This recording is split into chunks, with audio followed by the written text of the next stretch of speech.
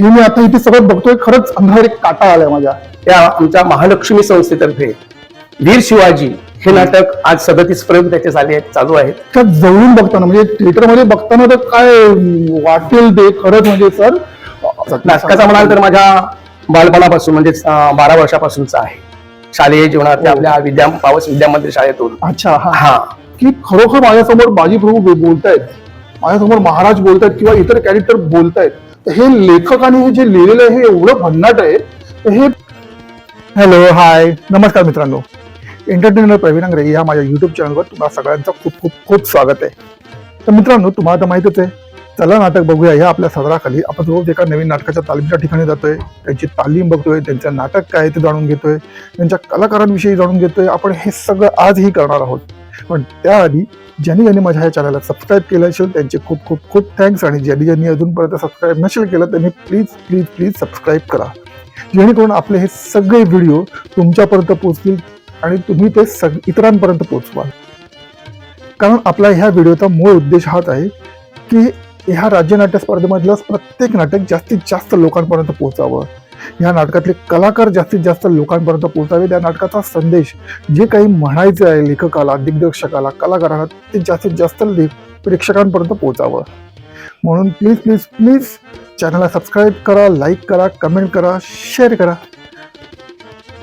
तर मित्रांनो, आज एक नवीन दिवस. आज आपण नवीन नाटकाच्या तालमीच्या ठिकाणी जाणार आहोत.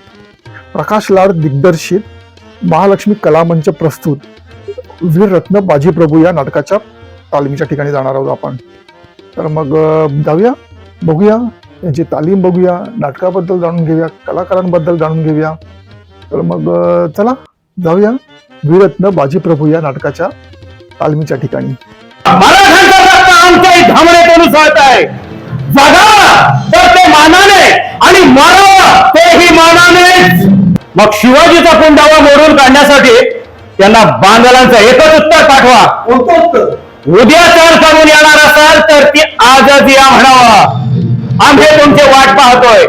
तुमच्या बदअंमल स्वभावाचा आणि तुमच्या पुंडगिरीचा बेमोल करण्याची ताकद या बांधलांच्या मनगटामध्ये अजूनही साबूत आहे. त्र्यंबक पंत काय म्हणतायत बांधल? म्हणजे शत्रूला फक्त आपला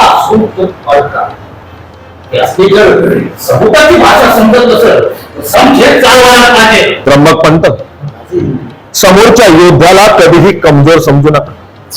बांधलांनी जेद्यांचा पराभव केला होता हे विसरू नका. स्वागत पंत, शिवाजी राजा झाला म्हणून त्याने मुत्सद्देगिरीला अगदीच फाटा दिला असे समजू नका. रोहिडेश्वरी तुम्हा सर्वांसोबत घेतलेल्या शपथेशी आम्हीही बांधील आहोत. म्हणूनच बांधलांचं हे आव्हान आम्ही स्वीकारतोय.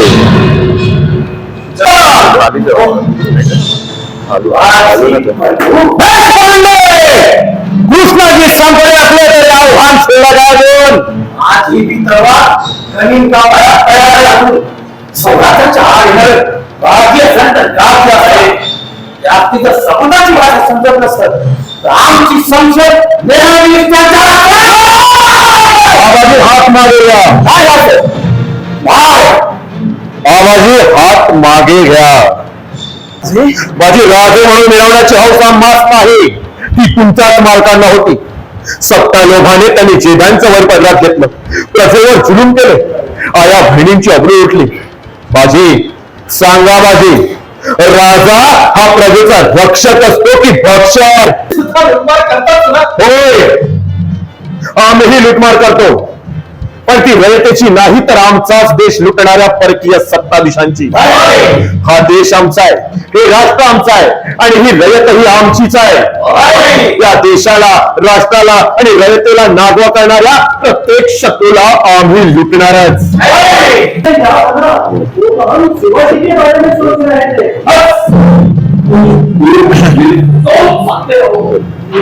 और कुछ करने की तमन्ना नहीं है तुम्हें, और हमें उस सीमा के बढ़ते कदम को रोकने के लिए कुछ करना पड़ेगा. बहुत ज्यादा राजा है, बस आज जो उसके साथ है वो लोगों के साथ होगा. क्या क्या नहीं था उस सीमा के पास? ये सीमा दूर की सोच, डोबरी की चाल, शेर का दिल, अपने मंजिल की ओर बढ़ने की तमन्ना और उसे पूरा कराने वाले वो हरामजादे बड़बड़ते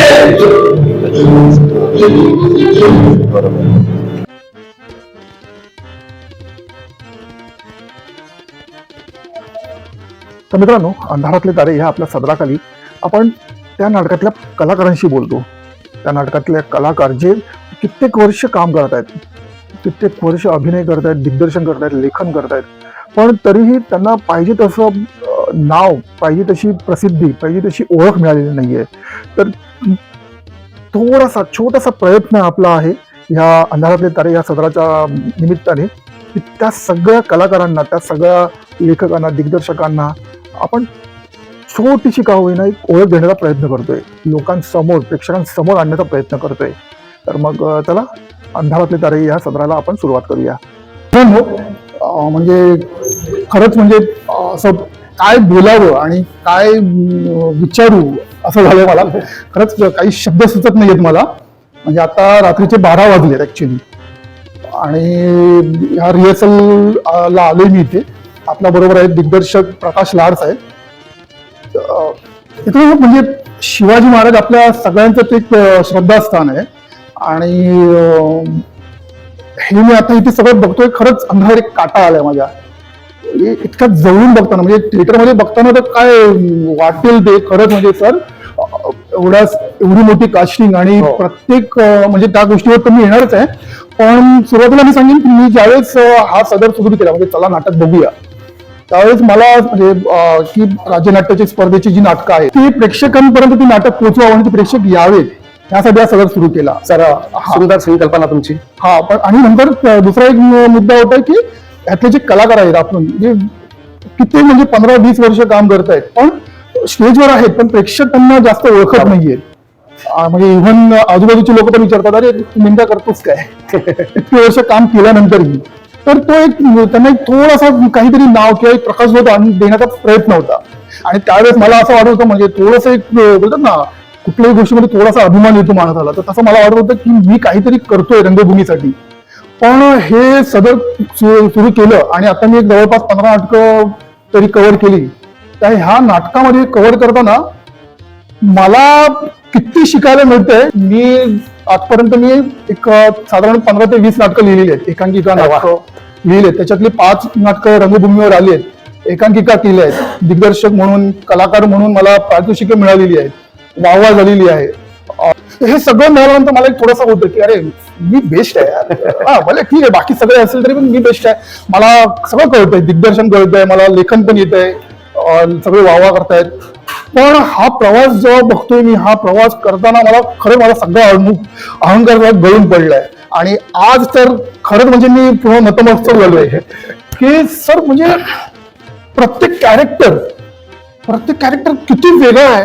म्हणजे सर माझ्या गावचेच आहेत, रत्नागिरी पावसचे, त्यामुळे एक जिव्हाळा पण आहे. आणखी म्हणजे एक असं होतं की नमन आपल्याकडे होतं, त्याच्यामध्ये थोडंसं एक ओव्हर होतं असं की तिथे माईक जास्त नसतात. हा, करावंच लागतं, माईक जास्त नसतात वगैरे, तर लोकांपर्यंत आवाज पोहोचण्यासाठी.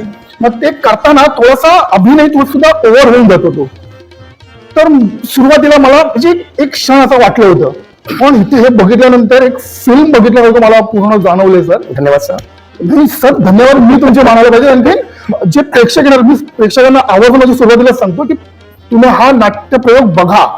तुम्ही खरंच खूप मिस करणार जर तुम्ही नाही बघितलं तर. खूप भारी आहे, खूप भन्नाट आहे. म्हणजे सर कसं नाही केलं हे सगळं साध्य की प्रत्येक कॅरेक्टर म्हणजे बाजी प्रभू, शिवाजी महाराज, छत्रपती शिवाजी महाराज, परत जे आदिलशाहीचे आहेत ते सगळे दिसून येत आहेत. प्रत्येक म्हणजे आज कॉस्ट्युम नाहीये कोणाचंही, तरीही ते त्यांच्या शैलीने दिसून येत आहेत. हे सगळं सर कसं साध्य केलंय? सर, साध्य म्हणायचं म्हटल्यानंतर मुळातच मी इतिहासाचा फार अभ्यासू माणूस आहे. लहानपणापासूनच इतिहास हा विषय मला आवडायचा, आणि त्यातून इथे आल्यानंतर म्हणजे या व्यवसायात आल्यानंतर, या हौशी कलावंतात आल्यानंतर प्रत्येक जण हा कुठे ना कुठे काम करत असतो हौशी कलावंत म्हणून. आणि त्यावेळी मी टिकून तरी ते कलावंत आहेत. तर चला, आज बाजी अमुक माणूस करणार, अमुक व्यक्ती करणार, हे जेव्हा निदर्शनास आलं आणि त्याने नाटक बसवत असताना किंवा बसवायचं ठरलं एक 4-5 महिन्यापूर्वी, जेव्हा विषय चालला गेला होता, म्हणजे लेखकाने जेव्हा लिहिला होता, तेव्हा माझ्या डोळ्यासमोर हेच कलावंत माझे आलेत. आणि जेणेकरून आम्ही त्या अगोदर त्या आमच्या महालक्ष्मी संस्थेतर्फे वीर शिवाजी हे नाटक आज 37 पर्यंत त्याचे चालू आहेत. आणि हीच मुलं आहेत, सगळे हेच कलावंत माझे आहेत. आणि या कलावंतांना बघितलं मी फार, म्हणजे प्रत्येक गोष्ट जे उभे राहतात ना कलावंत, ते वेचतात प्रत्येक जण. म्हणजे तेवढी मला पण मेहनत, आणि ते माझ्या मेहनतीपेक्षा ते अधिक मेहनत घेतात. घरी जाऊन कुठे असतील कामावरून येऊन सुद्धा एवढं रेशनला उभं राहणं वगैरे तुम्ही पाहताच आता. वाजले तरी त्यांची एनर्जी कशी आहे. तर ते मला कुठेतरी भावलं. आणि मग कलावंत माझे त्या याच्यात मी त्याची निवड केली. आणि सगळ्या आमच्या टीमचे प्रदीप रेवाळे सर, पांडवकर सर हे एकत्र येऊन, लाड सर आमचे आज, तर त्यांनी सुद्धा आम्हाला फार, म्हणजे त्या कलावंतांनी मला जोशात ठेवलं की नाही सर, आपण जे करायचं ते करायचं, चांगलंच करायचं, आम्ही तयार आहोत. आणि ही संकल्पना माझ्या जी मनातली होती, लेखकांच्या मनातली होता, जो इतिहास आणि महाराजांचा इतिहास हा आजच्या काळामध्ये सर्वत्र पोहोचवावा ही आमच्या संस्थेची, म्हणजे महालक्ष्मी संस्थेची एक काय म्हणतो मी त्याला, जिद्दच आहे की ते प्रत्येक घरोघरी राजे गेले पाहिजे, राजे पोचले पाहिजे, त्यांचे विचार पोचले पाहिजेत. ही मांडणी आम्ही जी आता साकारतो आहोत याच्यासाठीच आहे. आमचा अट्टहास असेल कदाचित महालक्ष्मी संस्थेचा. नाही म्हणजे तुम्ही म्हणताय तुमचा अट्टहास, पण हे प्रेक्षकांचं आणि म्हणजे माझ्यासारख्या प्रेक्षकांचं, माझ्यासारख्या कलाकारांचं एक भाग्य म्हणावं लागेल की हा कलाविष्कार बघायला मिळणार आहे ह्या राज्य नाट्य स्पर्धेच्या निमित्ताने. खरंच म्हणजे सगळ्यांच्या वतीने मी आधीच हा प्रयोग होण्याआधीच तुमचे धन्यवाद बोलेन की हा तुम्ही नाट्यप्रवेश करताय. प्रश्न एक बोलतो ना, लहान तोंडी मोठा झाला की तुमचा हा प्रवास कधीपासूनचा आहे? माझा हा प्रवास म्हणजे इतिहास म्हणताय की नाटकाचा म्हणाल तर माझ्या बालपणापासून, म्हणजे 12 वर्षापासूनचा आहे. शालेय जीवनात आपल्या पावस विद्या मंदिर शाळेतून. अच्छा. हा. आणि प्रथमच उभा राहिलो तुम्ही लहानपणी शाळेत असताना, त्या एकांकिकेमध्ये मी पहिलं प्राइज मिळवलं होतं. आणि त्यापासून मला नाटकांची आणि आपल्या गावात जी नाटकं साजरी होती त्यामुळे ओढ लागली होती आपसुकपणे. त्याचा इथे आल्यानंतर मी फार अभ्यास केला माझ्या शिक्षकांकडून, म्हणजे नाट्य शिक्षक, प्रशिक्षक यांच्याकडून मी फार अभ्यास केला. आणि त्याच्यानंतर मी स्वतःहून अभ्यास करत अजूनपर्यंत मी तुमच्यासारखा अभ्यासच करतो. एवढं विचारेन की सर, म्हणजे प्रत्येक कॅरेक्टर कसं काय, म्हणजे त्यांनी आपलं केलंय, तुम्ही काय सांगितलं त्यांना, कारण की हे मला शिकण्यासारखी आहे की हे माझं असं होतं की अरे हा ठीक आहे, ह्या टाइम तुम्ही अनुभव केला असेल की माझा घसा आता थोडासा बसलेला राहिला आहे. एक नाट्य कलाकाराला हे खूप चुकीची गोष्ट आहे. कसा आता बघितला आवाज, एकेकाचा एवढा खणखणीत आवाज आहे आणि त्या आवाजाबरोबर एवढा अभिनयही, एक कॅरेक्टर कसं काय उभं केलं, म्हणजे काय सर? उभं करण्यापेक्षा त्यांनी उभं केलं, मी उभं करण्यापेक्षा मी फक्त त्याला सांगितलं, मार्गदर्शन केलं. पण त्याच्यानंतर त्यांनी ज्या रिहर्सल अजूनपर्यंत होत गेल्या त्यात त्यांनी जो आपला आवाज अजूनपर्यंत टिकवून ठेवलाय, आवाज कसा लावणं, एखाद्या कलावंताला आवाज कसा लावणं, ही जेव्हा मी त्यांना शिक्षण दिलं त्याबद्दल आणि त्यांच्या काय म्हणत ना, पोटी ते आहे सगळं. त्यामुळे त्यांच्याकडून करून घेणं हे माझं होतं. ते ध्येयापर्यंत आम्ही पोहोचलेलो आहोत. आणि प्रत्येक कलावंताचा आवाज हा त्यांचा नॅचरली कुठे नाही कुठे काम करतात तेव्हा सुद्धा त्यांचा आवाज तोच असतो. अजूनपर्यंत आम्ही जे आता 4-4.5 महिन्याचे रिहर्सल चालू आहे, त्या महिन्यामध्ये कुठल्याही कलावंताने असं म्हटलं नाही की सर मला घशाला त्रास होतोय किंवा काय झालंय. अजून हे आवाज टिकून आहेत ते. आणि आवाज कसं काढणं वगैरे, म्हणजे बाजीप्रभू कसे बोलतील, राजे कसे बोलतील, कसं हा अभ्यास करूनच आम्ही त्याला महत्वाचं ते आहे की एखाद्या कॅरेक्टरने वाक्य बोलल्यानंतर तो कॅरेक्टर समजतो की हे बाजीप्रभू आहेत, हे महाराज आहेत, हा आदिलशाहीतला आहे. म्हणजे मला ह्या गोष्टीची कमाल वाटली की प्रत्येक कॅरेक्टर खूप जबरदस्त सॉलिड तरीके तुम्ही उभं केलेलं आहे. हे सगळं धन्यवाद सर. ही जी स्क्रिप्ट आहे ही निवडताना म्हणजे काय निकष तुम्ही लावलेत, आणि लेखक म्हणजे काय भन्नाट आहेत, एक एक वाक्य एक लिहिलेलं आहे की खरंच ते इतिहासात उभा आहे. म्हणजे आजकालचा जमाना आहे जो एआयचा, त्यावेळेस काही रील्स तुम्ही बघितले असेल की ते पाठच्या म्हणजे मागे जाऊन महाराजांबरोबर किंवा गळांवर आपण आहोत हे सगळं भासवत आहेत. तर मी इथे उभा होतो तेव्हा मला तोच भास होत होता की खरोखर माझ्यासमोर बाजीप्रभू बोलतायत, माझ्यासमोर महाराज बोलतायत किंवा इतर कॅरेक्टर बोलतायत. हे लेखकाने हे जे लिहिलेलं आहे हे एवढं भन्नाट आहे. तर हे काय म्हणजे कसं काय? हो, ते शिवणकरांचा विषय होता. शिवणकर लेखक आहे त्यांचा आणि ते म्हणाले की आपण लाड सर एक बाजी प्रभूवर नाटक लिहूया. म्हटलं लिहा. आणि त्यांनी तो संकल्प पूर्ण केला आणि त्यात त्यांनी ते कलावंत वेचले जे ज्या ज्या आहे. काही आता कसं आहे, नाटक असल्या कारणाने हा. आपल्याला जास्त कलावंत दाखवता येत नाही अधिकाधिक. हो. त्यामुळे काही कलावंत आम्ही नावानिशी असे ठेवलेले आहेत आणि जे उपलब्ध आपल्याला आहेत करता येतील की त्यांच्यावर आपल्याला नाटक चांगल्या प्रकारे, तसं त्यांनी ते माझ्या सांगण्याप्रमाणे त्यांच्या लिखाणातून ते तयार होत गेलं. आणि त्यांचं अप्रतिमच लिखाण असल्या कारणाने थोडासा आम्ही दिग्दर्शक म्हणून थोडासा बदल केला. तुम्ही जर आता संपूर्ण नाटक पाहाल तर त्याच्यातून दिसून येईल तुम्हाला सगळा तो बदल लिखाणातला आणि दिग्दर्शक म्हणून बसवण्याला एक प्रसंग हे लक्षात तुमच्या येतच आहे. आणि त्यातून त्यांनी लिखाण अप्रतिम केलंय, कारण का ज्या ज्यावेळी ते सल्ला पण घ्यायचे, प्लस आता काय करायचं आपण, ते माझ्यापेक्षा बुजुर्ग आहेत. अच्छा. पण त्यांनी रिस्पेक्ट देऊन बरेच प्रसंग कसे होतील, काय करूया, आणि त्यांनी बरोबर जवळजवळ एक वर्षभर त्याचा अभ्यास केला. हो. आणि त्या वर्षानंतर संगीता आणली, मला सांगितली सर असं असं लिहिलं आहे बघा. मी वाचून पाहिल्यानंतर बरेच खुश झालो. म्हटलं सर हे नाटक आपण करायचंच आहे. आणि मग हाती घेतलं. सर म्हणजे गंमत म्हणजे आता तुम्ही मला म्हणालात की नाटक तुम्ही म्हणजे मी पूर्ण बघेन तेव्हा वगैरे, पण मी इथेच थांबणार आहे आता. प्रेक्षकांना तुम्हाला म्हणजे सांगायचं एक हे असं की मी आजपर्यंत जितकी नाटकं कव्हर केलीत त्यांच्या प्रयोगाला मला हजर राहता नाही आलं, कारण की प्रत्येक रिहर्सल असते, संध्याकाळची असते आणि प्रयोग पण संध्याकाळचा असतो. त्यामुळे मला रिहर्सलच्या इकडे जाणं आधी महत्वाचं असतं. त्यामुळे मला प्रयोगाला जाणं शक्य होत नाही. पण मी ह्या नाटकाच्या पहिला अंक बघितलाय आणि पहिल्या अंकाला मी थांबणार आहे, कारण की मला दुसरा अंक थिएटरमध्ये बघायचा आहे.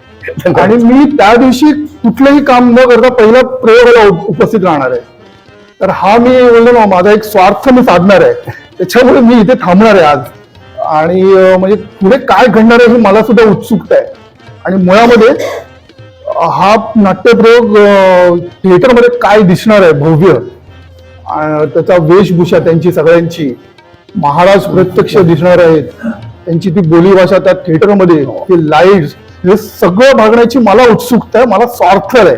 त्याच्यामुळे खरंच मी सरांना मी हे म्हणेन की सॉरी, पण मी इथे थांबणार आहे आणि प्रयोगाला नक्की उभं यायलाच पाहिजे सर, उपस्थित राहणार. आणि आमच्या महालक्ष्मीचं हे जे नाटक आहे ते प्रेक्षकांना पोहोचवावं ही आमची एक फार मोठी नम्र विनंती आहे. हो, म्हणजे खरंच प्रेक्षकांना मी आवर्जून सांगेन, म्हणजे शक्य झालं असतं तर मी प्रत्येक प्रेक्षकाला घरून आणलं असतं की बघा, तुम्ही या, हे नाटक बघा काय आहे. म्हणजे जर महाराजांना तुम्हाला अनुभवायचं असेल, इतिहास अनुभवायचा असेल आणि एक भव्य दिव्य नाटक तुम्हाला बघायचं असेल तर तुम्ही खरंच या नाटकाला या, ही माझी कळकळीची विनंती आहे. सर धन्यवाद, तुम्ही मला वेळ दिल्याबद्दल. आणि मी इथे आलो आणि मला तुम्ही ह्या वेळेस यायची संधी दिलीत ह्यासाठी धन्यवाद. आणि तुम्ही सुद्धा वेळ पाळलीत, एवढ्या रात्री आलात, आम्हाला आम्ही ही महालक्ष्मीतर्फे धन्यवाद म्हणतो. Thank you sir. हाय. तर मित्रांनो, आपण वीररत्न बाजी प्रभू या नाटकाच्या तालमीच्या ठिकाणी जाऊन आलो आहोत. आणि म्हणजे काय बोलू मी, तुम्ही म्हणजे एका नटाचा, एका अभिनेत्याचा आवाज कसा असावा, किती खणखणीत असावा, त्याचा अभिनय किती खणखणीत असावा, एकदम म्हणजे शार्प असावा, हे सगळं दाखवणारं हे नाटक होतं. म्हणजे ही तालीम मी अर्ध्या फुटावरून बघितले, एवढ्या इतक्या जवळून पाहिली आहे. आणि म्हणजे आपण वर्षानुवर्ष, कित्येक वर्ष आपण पाहिलेलं असतं ऐतिहासिक नाटक, सिनेमे, सिरियल्स, पण कदाचित इतक्या जवळून पाहिल्याने माझ्यावर त्या नाटकात, त्या तालमीचा प्रभाव जास्त पडला आहे. आणि दुसरं कारण असंही असू शकतं की आपल्याला जे साध्य नसतं, आपण जे करू शकत नसतो किंवा आपण जे केलेलं नसतं ते आपण पाहिलं तर मग आपल्याला त्याची जास्त ओढ लागते. तसंच काहीसं माझं झालं आहे. त्याच्यामुळे खरंच म्हणजे मला असं झालं आहे की मी सुद्धा कधी हा असा रोल, एखादा अभिनय करेन, एखादं नाटक असं लिहू शकेन, मी एखादं नाटक असं तुमच्यासमोर सादर करू शकेन, ह्याची मला एक ओढ लागली आहे की करावं पटापट काहीतरी एक लवकरात लवकर एक असं नाटक मी करावं. तर जास्त नाही बोलत मी आता, तुम्ही घ्या अनुभव काय आहे हे नेमकं आणि बघा, द्या, उपस्थित राहा. तिकीट फक्त 15 रुपये आहे. त्याच्यामुळे सगळ्यांना घेऊन या, तुमच्या घरच्यांना, तुमच्या शेजारी पाजाऱ्यांना, तुमच्या मित्रमैत्रिणींना सगळ्यांना घेऊन या. कधी 24 डिसेंबर 2025 रोजी संध्याकाळी ठीक 7 वाजता साहित्य संघ मंदिर गिरगाव येथे. तर मग या, भेटूया. तोपर्यंत बाय बाय.